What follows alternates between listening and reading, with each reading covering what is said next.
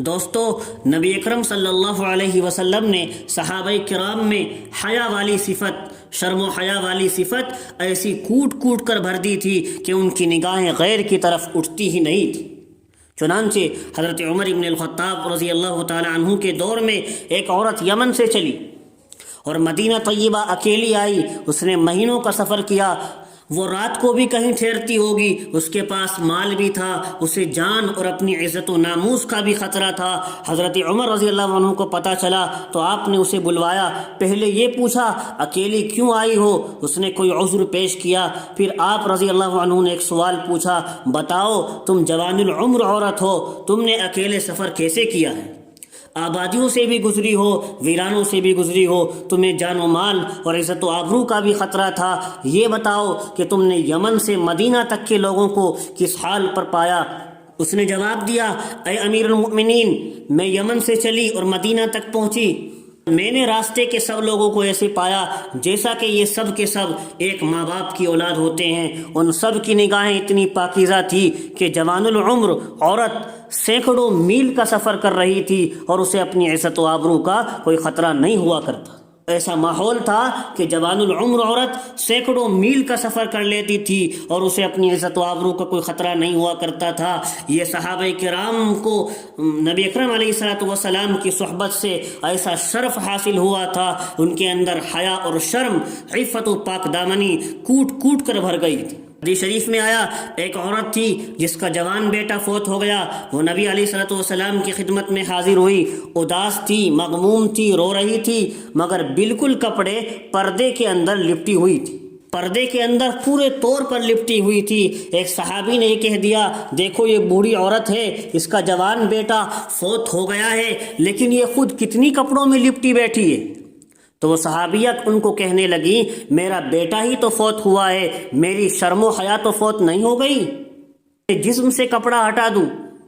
وقت میں بھی جب ماں بچے کی وجہ سے اتنی غمزدہ ہے کہ وہ حال سے بے حال ہے اور اسے اپنا ہوش بھی نہیں ہے، صحابیات اس حالت میں بھی پردے کا لحاظ کیا کرتی تھی، تو پھر عام حالات میں وہ کتنا لحاظ کرتی ہوں گی۔ اور آج ہماری خواتین کو دیکھ لیا جائے، وہ کتنا پردے کا خیال کرتی ہیں، حالانکہ حکم شرعی کو ایک طرف رکھ دیا۔ حضرت مولانا سید حسین احمد مدنی رحمہ اللہ ایک مرتبہ سفر کر رہے تھے، ایک انگریز اپنی بیوی کو لے کر آیا اور سامنے بیٹھ گیا۔ بیوی تو بے پردہ تھی، جب اس کو پتہ چلا یہ حضرت مدنی رحمہ اللہ ہیں تو اس نے چھیڑ چھاڑ شروع کر دی، دیکھو اسلام اپنی عورتوں کو گھروں میں جیل کی طرح قید رکھتا ہے، ہم تو اپنی عورتوں کو آزادی دیتے ہیں، دیکھیے یہ میرے ساتھ گھوم رہی ہے، زندگی کے عیش و آرام کے دن گزار رہی ہے۔ حضرت مدنی رحمہ اللہ پہلے تو سنتے رہے، پھر آپ نے سوچا یہ سیدھی طرح سے ماننے والا نہیں ہے، چنانچہ گرمی کا موسم تھا، آپ کا شاگرد بھی آپ کے ساتھ تھا، شکنجوی بنانے کے لیے کچھ لیمو وغیرہ اور چینی اپنے ساتھ حضرت نے رکھوا رکھی تھی۔ آپ نے اسے اشارہ کیا، ذرا شکنجوی کے 1-2 گلاس بناؤ، بہت گرمی ہے۔ اس نے تھرمس سے ٹھنڈا پانی نکالا، چینی ملائی اور لیمو کاٹا۔ اب جب انگریز کے سامنے لیمو کٹا تو اس کے منہ میں بھی پانی آ گیا، وہ بھی بڑے شوق کی نظروں سے شکنجوی کو دیکھ رہا تھا۔ اب اس سے حضرت مدنی رحمہ اللہ نے پوچھا، یہ کیا معاملہ ہے؟ آپ بڑی محبت بھری نظروں سے اس شکنجوی کو دیکھ رہے ہیں۔ اس نے کہا، جی آپ کو پتہ ہے کہ گرمی ہے، پیاس ہے، اور لیمو تو چیز ہی ایسی ہے کہ اس کو دیکھ کر منہ میں پانی آ جاتا ہے۔ اب حضرت کو تو اس کو جواب دینا تھا، اب حضرت رحمہ اللہ نے اس پر چوٹ لگائی۔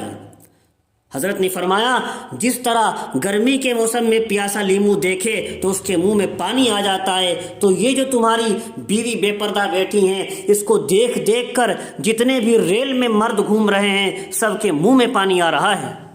اب تو وہ ایسا شرمندہ ہوا انگریز کہ اس کی نظریں نیچے لگ گئیں، اس کی نظریں نیچے لگ گئیں، اور وہ پردے کا سخت مخالف تھا، لیکن حضرت کے اس جواب کو سن کر ہکا بکا رہ گیا۔